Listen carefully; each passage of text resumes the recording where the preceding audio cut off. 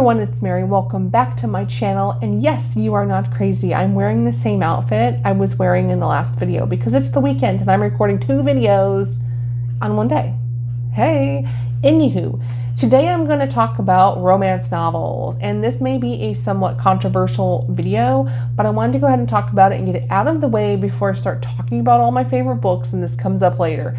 So my channel, for those of you who are new and are following me because I just joined BookTube and AuthorTube, may not realize that I talked quite heavily in past videos about my faith and Christianity, and I actually almost turned this into like a cancer ministry type channel for a while there until I was like, yeah, no, not my thing. I can't really do that well.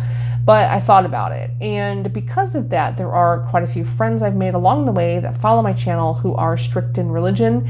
And I wanted to kind of talk about romance novels and how I read them and why I read them before this like comes up in a comment somewhere that like Jesus wouldn't read romance novels, you need to go repent or something like that. I want to go ahead and just get this out of the way.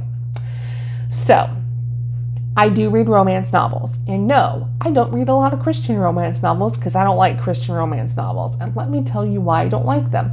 Before I tell you why I don't like them, I want to add a disclaimer that says if you are a Christian romance author and you can prove me wrong, please send me a link to your book, and I will be more than happy to buy it and to review it and to let people know that I was incorrect in my assumption. However, my experience with reading Christian romance has not been good. Now, the reason why Christian romance exists is because a lot of regular romance, as we all know by the, little memes and jokes that people tell along the way, is that romance novels are pretty raunchy.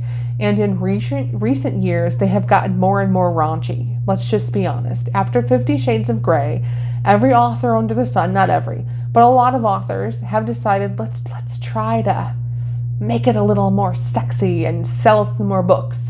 And there are some books that are kind of rough to get through. And I'm very picky about what books I pick up because I don't care about reading what you're doing in the bedroom. I don't need to know. I don't want to know. Please don't tell me. I don't need to know. Okay? But Christian romance novels I also don't like. They are clean, but I don't care for a lot of the plots in them.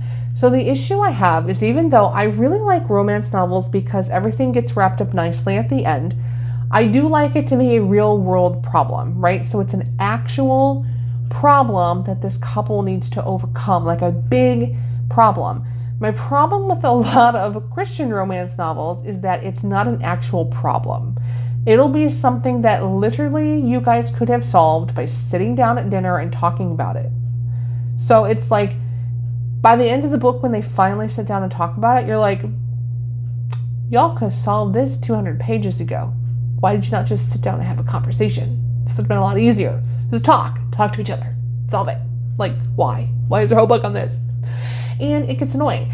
Or you'll have something that like is a problem, but not a problem. So I read a book about maybe a month back that someone was like, you have to read this. It's the best Christian romance novel ever.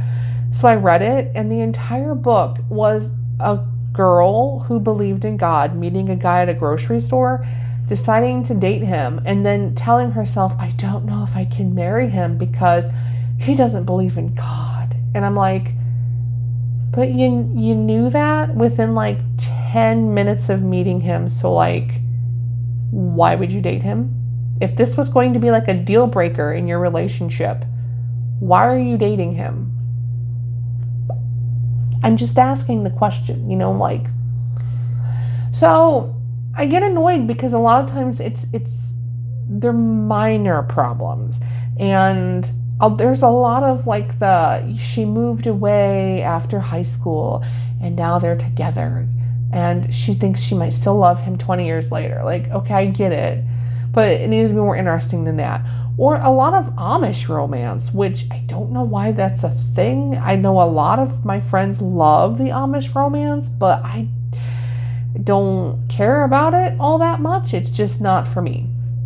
So I don't read a lot of Christian romance because I just don't think there's a lot of depth to some of the storylines. I like complexity, and I like problems that mirror real life situations that the couple needs to work through. So for example, in regular romance novels, while there are sex scenes, that I have learned the fine art of flipping through until I get past all that and get back to story, is that it's real problems. So it'll be like people overcoming childhood physical or sexual abuse. It'll be people overcoming drug problems. It'll be people overcoming the death of a spouse. People overcoming divorces, people overcoming all kinds of stuff, health problems, and just name it, like real life issues. And I also really like paranormal stories because I think they're fun and creative.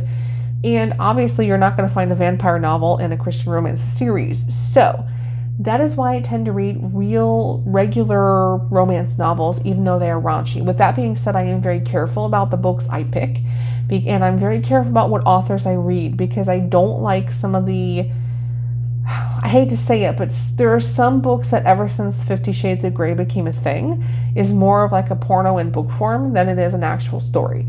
And I'm very picky about those particular books because I don't care about that. And there's even some authors that are my favorite authors in the world that have, right after the 50 Shades of Grey hoopla, had a few books come out that I was just like, I can't even skip, because if I skip, there's no book. There's just nothing to read. And so I'm very picky. So that is my take on romance novels. So I'm kind of interested, like, who else deals with this, because I just have not found very many good Christian romance novels. And I'm kind of wondering if anybody else has. Am I just missing them, or do they not exist? And then part 2 is, who are some of your favorite romance authors that are good at telling the romance story, but not necessarily with like a lot of bumping and grinding going on. So for example, I really love like Susan Mallory, because I think she does a good job of doing it tastefully and not too raunchy. So just kind of want to get your take on it. And again, I hopefully will not get too like religious on y'all. I do read religious books and all that stuff, but I'm not going to get too religious on you. I just wanted to kind of get this out of the way, because I know somebody is going to pop up with something crazy and it's just not needed. So I'm going to get out the way in the beginning. All right, guys, I will see you in the next video. Let me know what you guys are up to in below. Leave me a link to your channel if I haven't checked you out yet. And I hope y'all have a great day. Bye.